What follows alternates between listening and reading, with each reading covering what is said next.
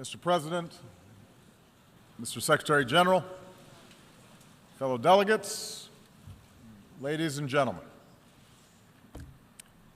As I address this hall as President for the final time, let me recount the progress that we've made these last 8 years. From the depths of the greatest financial crisis of our time, we coordinated our response to avoid further catastrophe and return the global economy to growth. We've taken away terrorist safe havens, strengthened the non-proliferation regime, resolved the Iranian nuclear issue through diplomacy. We opened relations with Cuba, helped Colombia end Latin America's longest war. And we welcome a democratically elected leader of Myanmar to this assembly. Our assistance is helping people feed themselves, care for the sick, power communities across Africa, and promote models of development rather than dependence. And we have made international institutions like the World Bank and the International Monetary Fund more representative, while establishing a framework to protect our planet from the ravages of climate change. This is important work. It has made a real difference in the lives of our people. And it could not have happened had we not worked together. And yet, around the globe, we are seeing the same forces of global integration that have made us interdependent also expose deep fault lines in the existing international order. We see it in the headlines every day. Around the world, refugees flow across borders in flight from brutal conflict. Financial disruptions continue to weigh upon our workers and entire communities. Across vast swaths of the Middle East, basic security, basic order has broken down. We see too many governments muzzling journalists and quashing dissent and censoring the flow of information.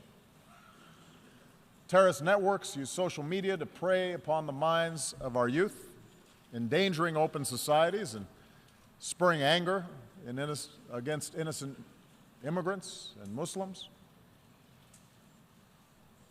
Powerful nations contest the constraints placed on them by international law. And this is the paradox that defines our world today. A quarter century after the end of the Cold War, the world is by many measures less violent and more prosperous than ever before. And yet our societies are filled with uncertainty and unease and strife.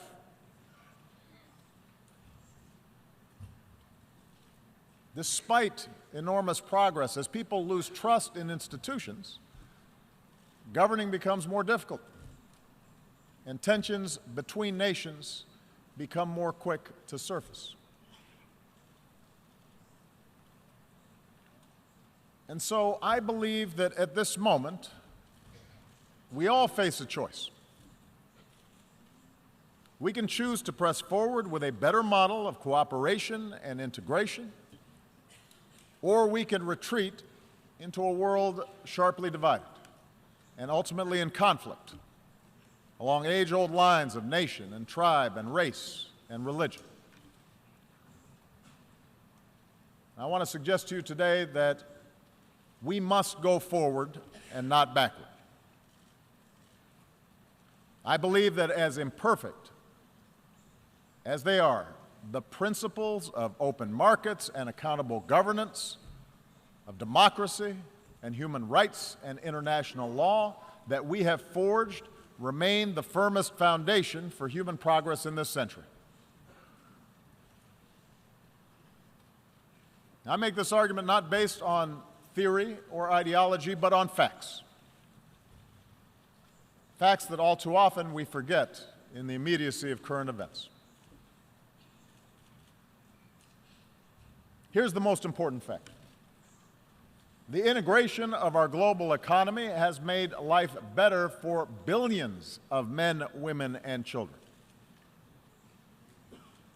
Over the last 25 years, the number of people living in extreme poverty has been cut from nearly 40% of humanity to under 10%.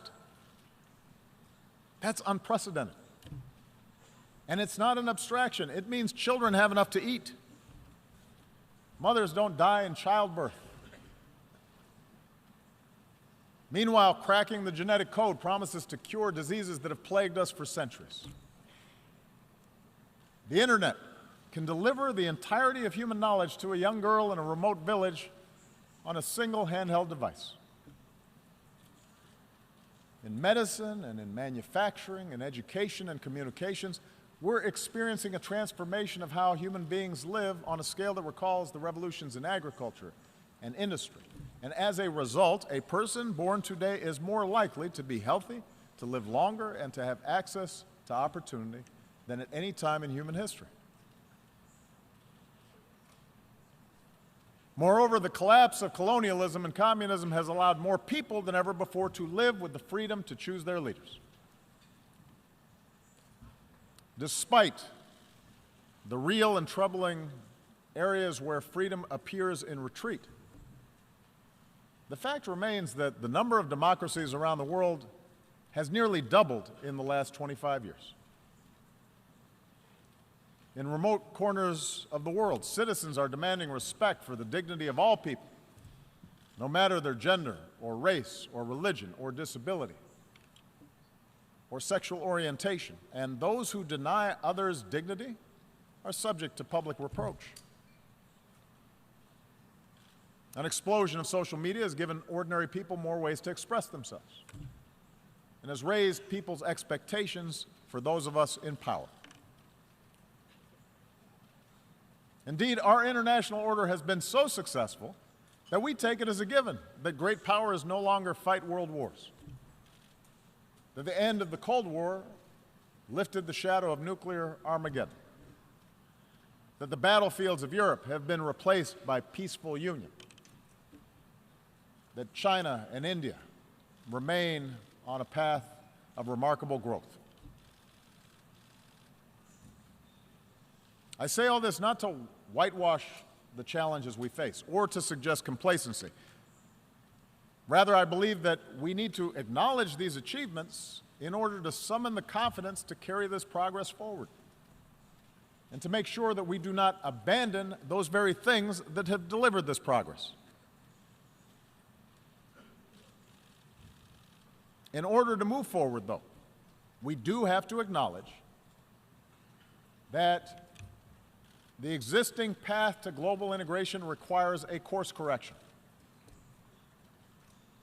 Because too often those trumpeting the benefits of globalization have ignored inequality within and among nations, have ignored the enduring appeal of ethnic and sectarian identities, have left international institutions ill-equipped, underfunded, under-resourced, in order to handle transnational challenges. And as these real problems have been neglected, alternative visions of the world have pressed forward, both in the wealthiest countries and in the poorest. Religious fundamentalism, the politics of ethnicity or tribe or sect, aggressive nationalism, a crude populism, sometimes from the far left, but more often from the far right, which seeks to restore what they believe was a better, simpler age free of outside contamination. We cannot dismiss these visions. They are powerful. They reflect dissatisfaction among too many of our citizens. I do not believe those visions can deliver security or prosperity over the long term. But I do believe that these visions fail to recognize at a very basic level our common humanity. Moreover, I believe that the acceleration of travel and technology and telecommunications, together with a global economy that depends on a global supply chain, makes it self-defeating ultimately for those who seek to reverse this progress. Today, a nation ringed by walls would only imprison itself.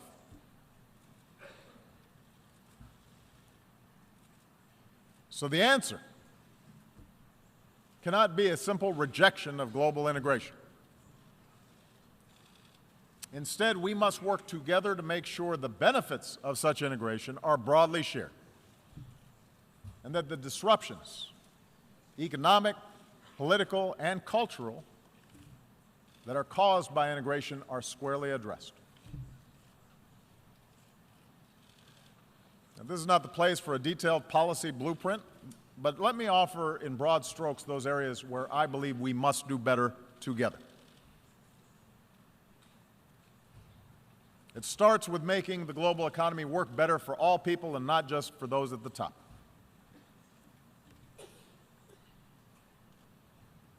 While open markets, capitalism have raised standards of living around the globe, globalization combined with rapid progress in technology has also weakened the position of workers and their ability to secure a decent wage. In advanced economies like my own, unions have been undermined, and many manufacturing jobs have disappeared. Often, those who benefit most from globalization have used their political power to further undermine the position of workers.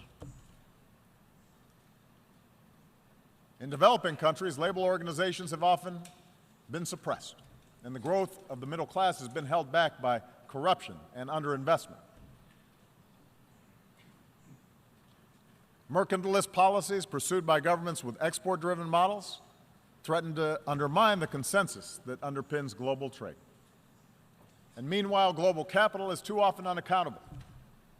Nearly $8 trillion stashed away in tax havens, and a shadow banking system that grows beyond the reach of effective oversight. A world in which 1% of humanity controls as much wealth as the other 99% will never be stable.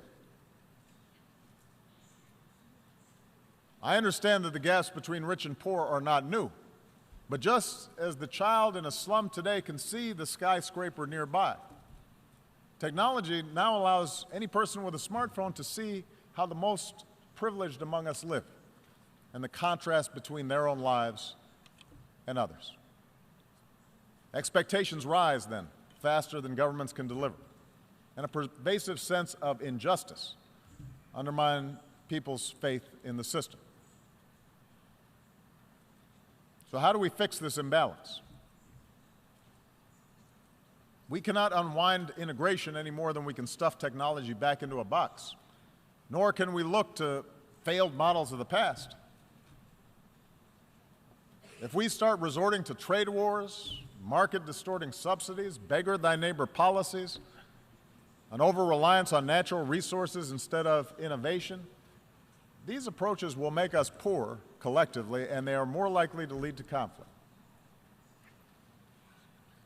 And the stark contrast between, say, the success of the Republic of Korea and the wasteland of North Korea shows that central planned control of the economy is a dead end. But I do believe there's another path, one that fuels growth and innovation and offers the clearest route to individual opportunity and national success. It does not require succumbing to a soulless capitalism that benefits only the few, but rather recognizes that economies are more successful when we close the gap between rich and poor, and growth is broadly based. And that means respecting the rights of workers so they can organize into independent unions and earn a living wage. It means investing in our people, their skills, their education, their capacity to take an idea and turn it into a business. It means strengthening the safety net that protects our people from hardship and allows them to take more risks, to look for a new job or start a new venture. These are the policies that I've pursued here in the United States, and with clear results. American businesses have created now 15 million new jobs. After the recession, the top 1% of Americans were capturing more than 90% of income growth, but today that's down to about half. Last year, poverty in this country fell at the fastest rate in nearly 50 years. And with further investment in infrastructure and early childhood education and basic research, I'm confident that such progress will continue. So just as I've pursued these measures here at home, so has the United States worked with many nations to curb the excesses of capitalism, not to punish wealth, but to prevent repeated crises that can destroy it. That's why we've worked with other nations to create higher and clearer standards for banking and taxation. Because a society that asks less of oligarchs than ordinary citizens will rot from within.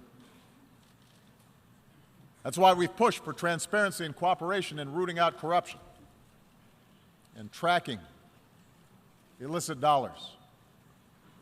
Because markets create more jobs when they're fueled by hard work and not the capacity to extort a bribe. That's why we've worked to reach trade agreements that raise labor standards and raise environmental standards, as we've done with the Trans-Pacific Partnership, so that the benefits are more broadly shared. And just as we benefit by combating inequality within our countries, I believe advanced economies still need to do more to close the gap between rich and poor nations around the globe.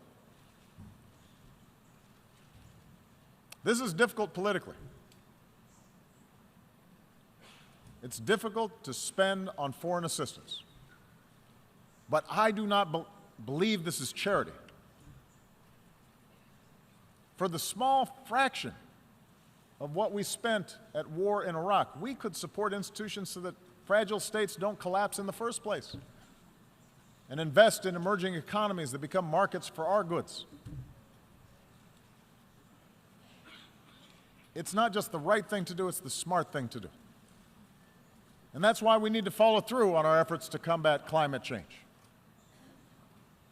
If we don't act boldly, the bill that could come due will be mass migrations and cities submerged and nations displaced and food supplies decimated and conflicts born of despair. The Paris Agreement gives us a framework to act, but only if we scale up our ambition, and there must be a sense of urgency about bringing the agreement into force and helping poorer countries leapfrog destructive forms of energy. So for the wealthiest countries, a green climate fund should only be the beginning. We need to invest in research and provide market incentives to develop new technologies and then make these technologies accessible and affordable for poorer countries. And only then can we continue lifting all people up from poverty without condemning our children to a planet beyond their capacity to repair. So, we need new models for the global marketplace, models that are inclusive and sustainable. And in the same way, we need models of governance that are inclusive and accountable to ordinary people. I recognize not every country in this hall is going to follow the same model of governance. I do not think that America can or should impose our system of government on other countries. But there appears to be a growing contest between authoritarianism and liberalism right now. And I want everybody to understand, I am not neutral in that contest. I believe in a liberal political order, an order built not just through elections and representative government, but also through respect for human rights and civil society and independent judiciaries and the rule of law. I know that some countries which now recognize the power of free markets still reject the model of free societies. And perhaps those of us who have been promoting democracy feel somewhat discouraged since the end of the Cold War, because we've learned that liberal democracy will not just wash across the globe in a single wave. It turns out building accountable institutions is hard work, the work of generations. The gains are often fragile. Sometimes we take one step forward and then 2 steps back. In countries held together by borders drawn by colonial powers, with ethnic enclaves and tribal divisions, politics and elections can sometimes appear to be a zero-sum game. And so, given the difficulty in forging true democracy in the face of these pressures, it's no surprise that some argue the future favors the strong man, a top-down model, rather than strong democratic institutions. But I believe this thinking is wrong. I believe the road of true democracy remains the better path. I believe that in the 21st century, economies can only grow to a certain point until they need to open up, because entrepreneurs need to access information in order to invent. Young people need a global education in order to thrive. Independent media needs to check the abuses of power. Without this evolution, ultimately expectations of people will not be met. Suppression and stagnation will set in. And history shows that strong men are then left with 2 paths: permanent crackdown, which sparks strife at home, or scapegoating enemies abroad, which can lead to war. Now, I will admit, my belief that governments serve the individual and not the other way around is shaped by America's story. Our nation began with a promise of freedom that applied only to the few, but because of our democratic Constitution, because of our Bill of Rights, because of our ideals, ordinary people were able to organize and march and protest, and ultimately those ideals won out. Opened doors for women and minorities and workers in ways that made our economy more productive and turned our diversity into a strength. That gave innovators the chance to transform every area of human endeavor. That made it possible for someone like me to be elected President of the United States. So yes, my views are shaped by the specific experiences of America, but I do not think this story is unique to America. Look at the transformation that's taken place in countries as different as Japan and Chile, Indonesia, Botswana. The countries that have succeeded are ones in which people feel they have a stake. In Europe, the progress of those countries in the former Soviet bloc that embraced democracy stand in clear contrast to those that did not. After all, the people of Ukraine did not take to the streets because of some plot imposed from abroad. They took to the streets because their leadership was for sale, and they had no recourse. They demanded change because they saw life get better for people in the Baltics and in Poland, societies that were more liberal and democratic and open than their own.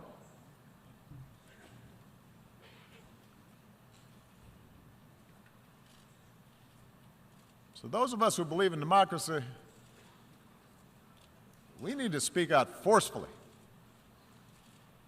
because both the facts and history, I believe, are on our side. That doesn't mean democracies are without flaws. It does mean that the cure for what ails our democracies is greater engagement by our citizens, not less. Yes, in America, there is too much money in politics, too much entrenched partisanship, too little participation by citizens, in part because of a patchwork of laws that makes it harder to vote. In Europe, a well-intentioned Brussels often became too isolated from the normal push and pull of national politics. Too often in capitals, decision makers have forgotten that democracy needs to be driven by civic engagement from the bottom up, not governance by experts from the top down.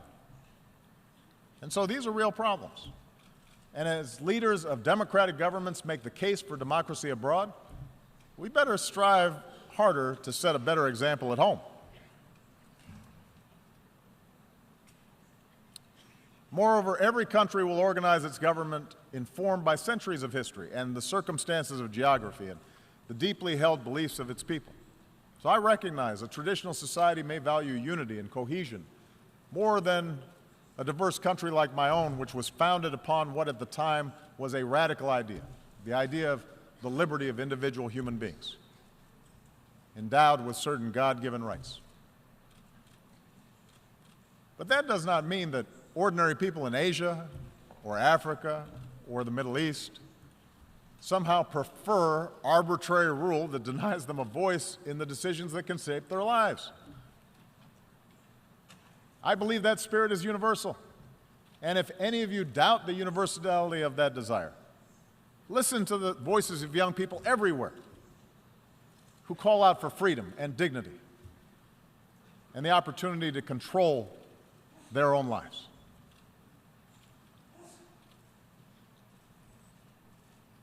This leads me to the third thing we need to do.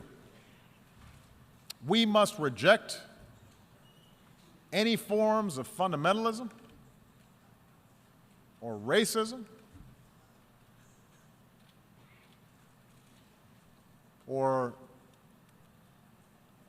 a belief in ethnic superiority that makes our traditional identities irreconcilable with modernity. Instead, we need to embrace the tolerance that results from respect of all human beings. It's a truism that global integration has led to a collision of cultures. Trade, migration, the internet, all these things can challenge and unsettle our most cherished identities.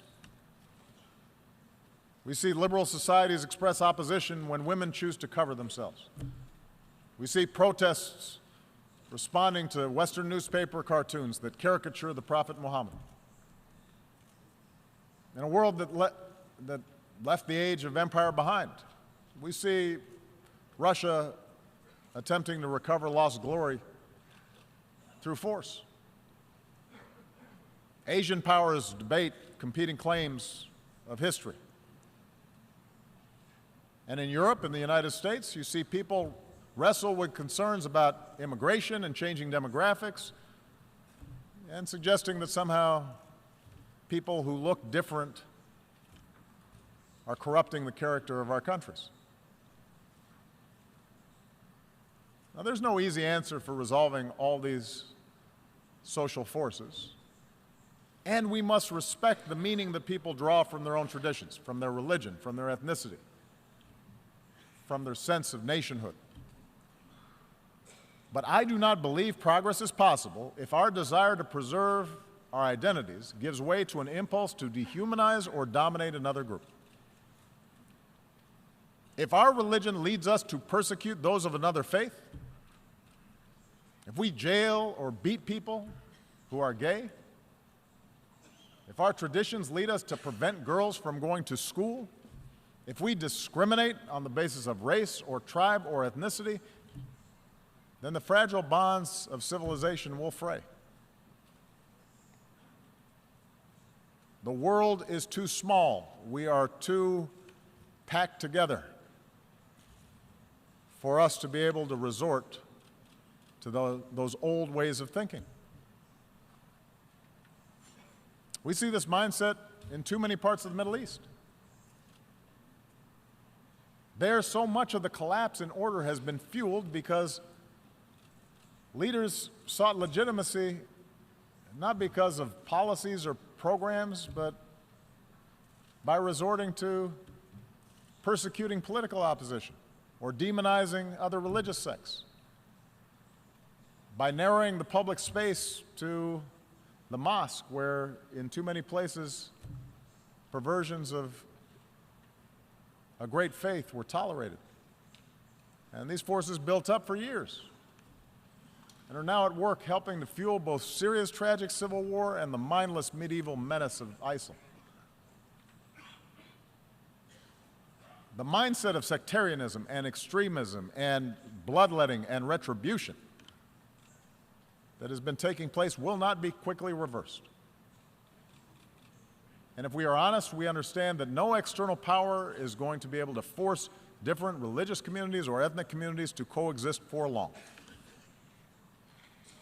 But I do believe we have to be honest about the nature of these conflicts. And our international community must continue to work with those who seek to build rather than to destroy. And there is a military component to that. It means being united and relentless in destroying networks like ISIL, which show no respect for human life. But it also means that in a place like Syria, where there is no ultimate military victory to be won, we're going to have to pursue the hard work of diplomacy that aims to stop the violence and deliver aid to those in need and support those who pursue a political settlement and can see those who are not like themselves as worthy of dignity and respect.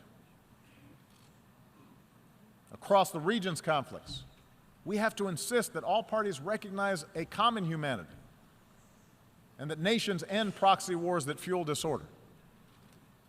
Because until basic questions are answered about how communities coexist, the embers of extremism will continue to burn, countless human beings will suffer, most of all in that region, but extremism will continue to be exported overseas. And the world is too small for us to simply be able to build a wall and prevent it from affecting our own societies. And what is true in the Middle East is true for all of us. Surely religious traditions can be honored and upheld while teaching young people science and math rather than intolerance. Surely we can sustain our unique traditions while giving women their full and rightful role in the politics and economics of a nation. Surely we can rally our nations to solidarity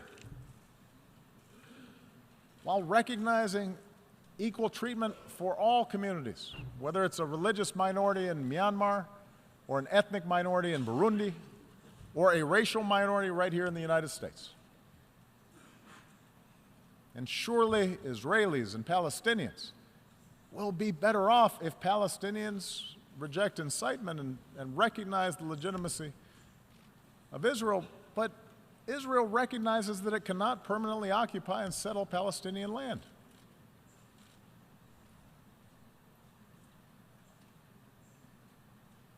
We all have to do better as leaders in tamping down rather than encouraging a notion of identity that leads us to diminish others.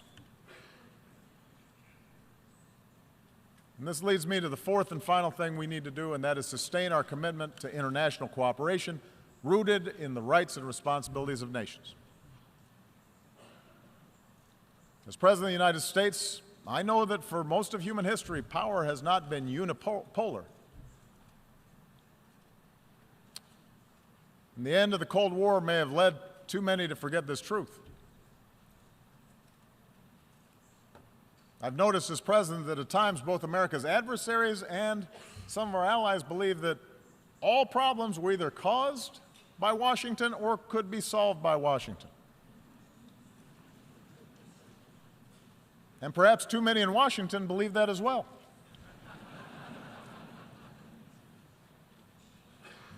But I believe America has been a rare superpower in human history insofar as it has been willing to think beyond narrow self-interest.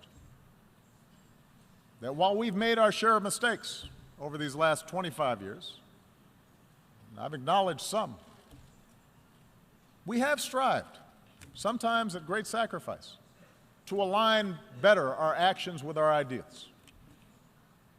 And as a consequence, I believe we have been a force for good. We have secured allies. We've acted to protect the vulnerable. We've supported human rights. and welcome scrutiny of our own actions. We've bound our power to international laws and institutions. When we've made mistakes, we've tried to acknowledge them. We have worked to roll back poverty and hunger and disease beyond our borders, not just within our borders.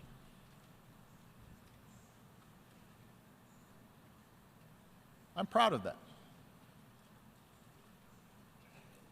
But I also know that we can't do this alone. And I believe that if we're to meet the challenges of this century, we are all going to have to do more to build up international capacity. We cannot escape the prospect of nuclear war unless we all commit to stopping the spread of nuclear weapons and pursuing a world without them. When Iran agrees to accept constraints on its nuclear program, that enhances global security and enhances Iran's ability to work with other nations. On the other hand, when North Korea tests a bomb, that endangers all of us. And any country that breaks this basic bargain must face consequences. And those nations with these weapons, like the United States, have a unique responsibility to pursue the path of reducing our stockpiles and reaffirming basic norms like the commitment to never test them again. We can't combat a disease like Zika that recognizes no borders. Mosquitoes don't respect walls,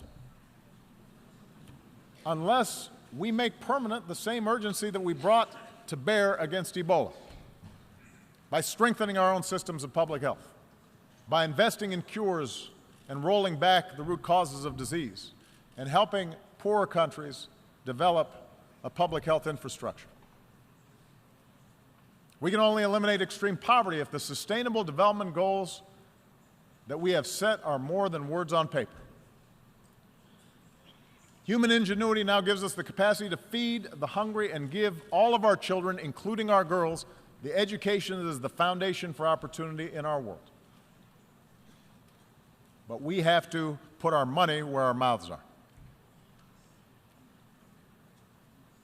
And we can only realize the promise of this institution's founding, to replace the ravages of war with cooperation, if powerful nations, like my own, accept constraints. Sometimes I'm criticized in my own country for professing a belief in international norms and multilateral institutions, but I am convinced that in the long run, giving up some freedom of action, not giving up our ability to protect ourselves or pursue our core interests, but binding ourselves to international rules over the long term enhances our security. And I think that's not just true for us. If Russia continues to interfere in the affairs of its neighbors, it may be popular at home, it may fuel nationalist fervor for a time, but over time it is also going to diminish its stature and make its borders less secure. In the South China Sea, a peaceful resolution of disputes offered by law will mean far greater stability than the militarization of a few rocks and reefs. We are all stakeholders in this international system, and it calls upon all of us to invest in the success of institutions to which we belong. And the good news is that many nations have shown what kind of progress is possible when we make those commitments. Consider what we've accomplished here over the past few years. Together, we mobilized some 50,000 additional troops for UN peacekeeping, making them nimble, better equipped, better prepared to deal with emergencies. Together, we established an open government partnership so that increasingly transparency empowers more and more people around the globe. And together, now, we have to open our hearts and do more to help refugees who are desperate for a home. We should all welcome the pledges of increased assistance that have been made at this General Assembly gathering. I'll be discussing that more this afternoon, but we have to follow through even when the politics are hard. Because in the eyes of innocent men and women and children who, through no fault of their own, have had to flee everything that they know, everything that they love, we have to have the empathy to see ourselves. We have to imagine what it would be like for our family, for our children, if the unspeakable happened to us. And we should all understand that ultimately our world will be more secure if we are prepared to help those in need and the nations who are carrying the largest burden with respect to accommodating these refugees. There are a lot of nations right now that are doing the right thing. But many nations, particularly those blessed with wealth and the benefits of geography, they can do more to offer a hand. Even if they also insist that refugees who come to our countries have to do more to adopt to the customs and conventions of the communities that are now providing them a home.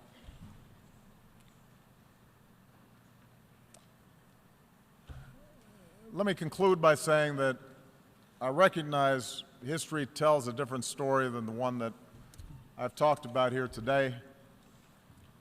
There's a much darker and more cynical view of history that we can adopt. Human beings are too often motivated by greed and by power.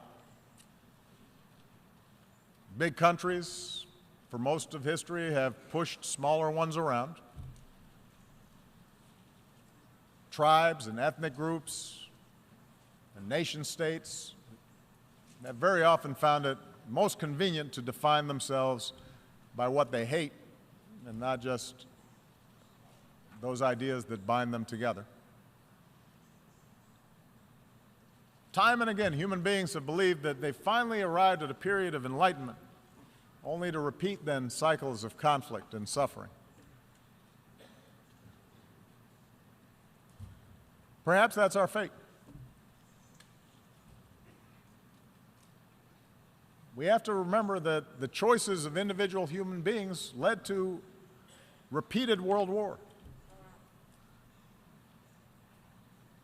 But we also have to remember that the choices of individual human beings created a United Nations so that a war like that would never happen again.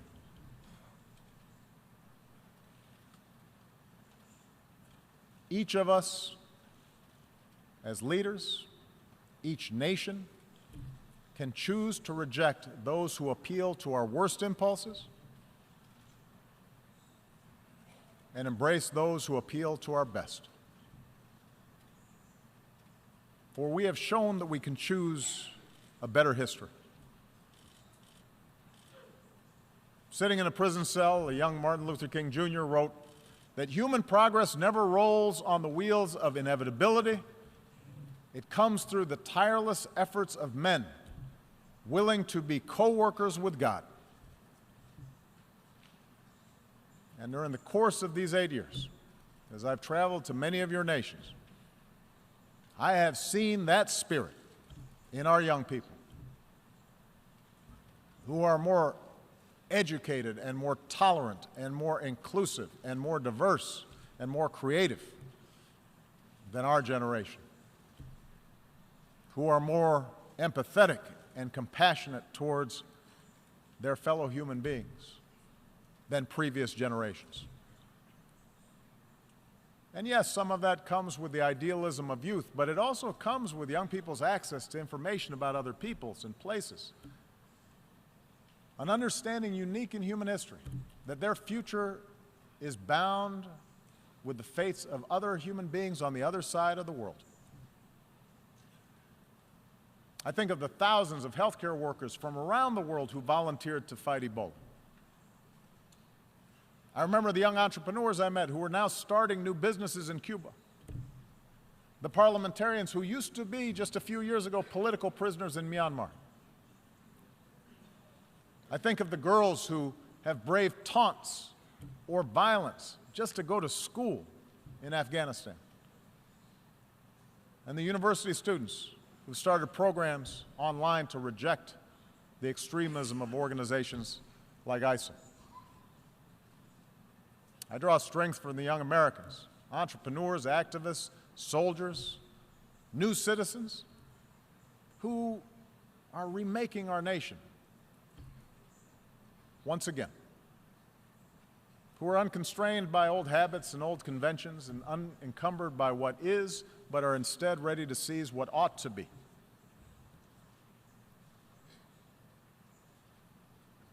My own family is made up of the flesh and blood and traditions and cultures and faiths from a lot of different parts of the world. Just as America has been built by immigrants from every shore. And in my own life,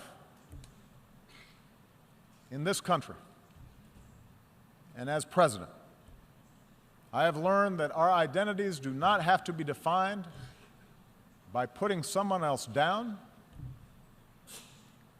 but can be enhanced by lifting somebody else up. That they don't have to be defined in opposition to others, but rather by a belief in liberty and equality and justice and fairness. And the embrace of these principles as universal doesn't weaken my particular pride, my particular love for America. It strengthens it. My belief that these ideals apply everywhere doesn't lessen my commitment to help those who look like me or pray as I do or pledge allegiance to my flag. But my faith in those principles does force me to expand my moral imagination and to recognize that I can best serve my own people. I can best look after my own daughters by making sure that my actions seek what is right for all people and all children and your daughters and your sons. This is what I believe, that all of us can be co-workers with God. And our leadership and our governments and this United Nations should reflect this irreducible truth. Thank you very much.